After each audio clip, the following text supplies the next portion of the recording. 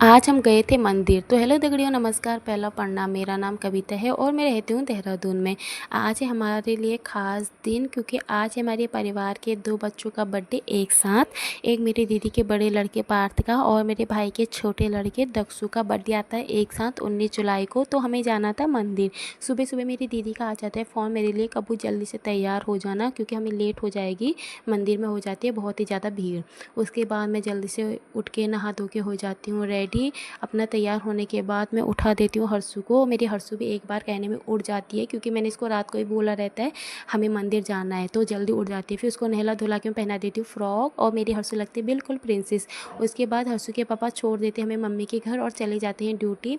वहाँ जाते तुरंत आ जाती है हमारी गाड़ी, तो बच्चे फटाफट पहन लेते हैं अपने जूते चप्पल और हम निकल जाते हैं मंदिर की तरफ। तो रास्ते में मेरी हर्षु मुझसे इतने सवाल जवाब करती, मम्मा ये क्या है, मम्मा वो क्या है। जितनी भी गाड़ी और बस जाती, मेरी हर्षु कहती, मम्मा ये सारी मेरी स्कूल की गाड़ी बस है। मैं बोलती हाँ बेटा, सारी आपकी स्कूल की गाड़ी और बस है। उसके बाद हम पहुंच जाते हैं मंदिर। ये मंदिर है टपकेश्वर महादेव का मंदिर, जो गढ़ी कैंट से थोड़ा सा आगे है। यहाँ जाके बच्चे हो जाते हैं खुश, क्योंकि रास्ते में उनको मिल जाते हैं खिलौने की दुकान और बच्चे करते हैं जिद खिलौने लेने की। हम बोलते हैं बेटा पहले हम मंदिर जाके आते हैं, उसके बाद वापसी में आप लोगों के लिए खिलौने लेंगे। फिर हम मंदिर की तरफ निकल जाते हैं और आगे जाके हमें इतनी अच्छी मूर्ति देखने को मिलती है, जो मूर्ति होती है गुरु द्रोणाचार्य की। गुरु द्रोणाचार्य कौरवों और पांडवों के गुरु थे, जिन्होंने कौरवों और पांडवों को धनुर्विद्या सिखाई थी। मान्यता है कि गुरु द्रोणाचार्य ने यहाँ शिव जी की तपस्या करी थी पुत्र प्राप्ति के लिए। प्रसन्न होकर शिव जी ने उन्हें पुत्र प्राप्ति का वरदान दिया था।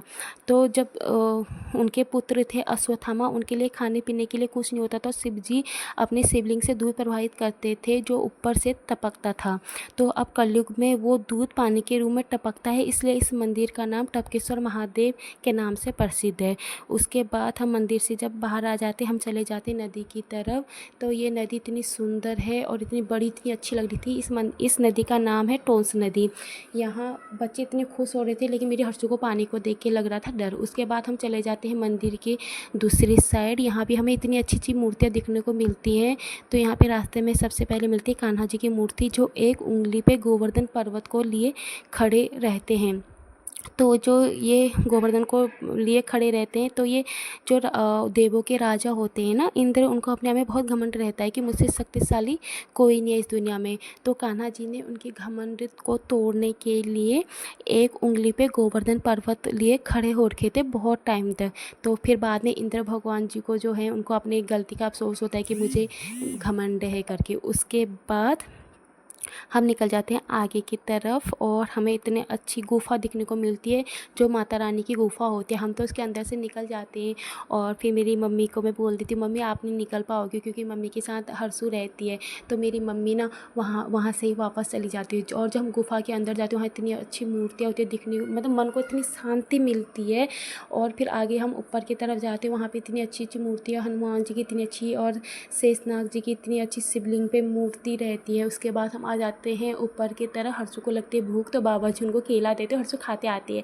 उसके बाद हर्षु थक जाते हैं, अपनी नानी की गोदी में आते हैं ऊपर को और पहुंच जाते हैं रोड पे सीधा पहले खिलौनों की दुकान में। तो बच्चे बहुत सारे खिलौनों पे हाथ लगा देते हैं। अब हमें हो जाते हैं अब ये सारे लेते हैं, और वहाँ खिलौने इतने महंगे कर रहे थे सच में। उसके बाद मेरे हर्षु ने लिया बबल गन्स और ओम और पार्थ ने लिया रिमोट कंट्रोल कार। तो हर्षु बबल गन लेने के बाद भी नहीं थी खुश, उसको चाहिए था एरोप्लेन। फिर हम निकल जाते हैं अपने घर की तरफ और सबके चेहरे थकान से इतने मुरझा जाते हैं, और मेरी हर्षु तो सो ही जाती है, उसकी आंखों में इतनी नींद होती है। उसके बाद हम पहुंच जाते हैं घर। शाम को करते हैं हम बर्थडे पार्टी की तैयारी। सारे बच्चे या सब लोग बैलून फुलाने लगते हैं, लेकिन मेरे हर्षु ने फ्रॉक नहीं खोला, क्योंकि ये फ्रॉक उसको बहुत पसंद है, क्योंकि उसकी ताई ने उसे गिफ्ट करा था। उसके बाद सब बच्चे लग जाते हैं अपने अपने काम पे। मेरे हर्षु खेलने लगती है बैलून के साथ। पार्थ करता है बहुत मज़े, आज तो वो बर्थडे बॉय है, उसने तो बहुत मज़े करने। उसके बाद मैं हर्षु के साथ गाने लगती है happy birthday to you. Harshu भी है बहुत खुश।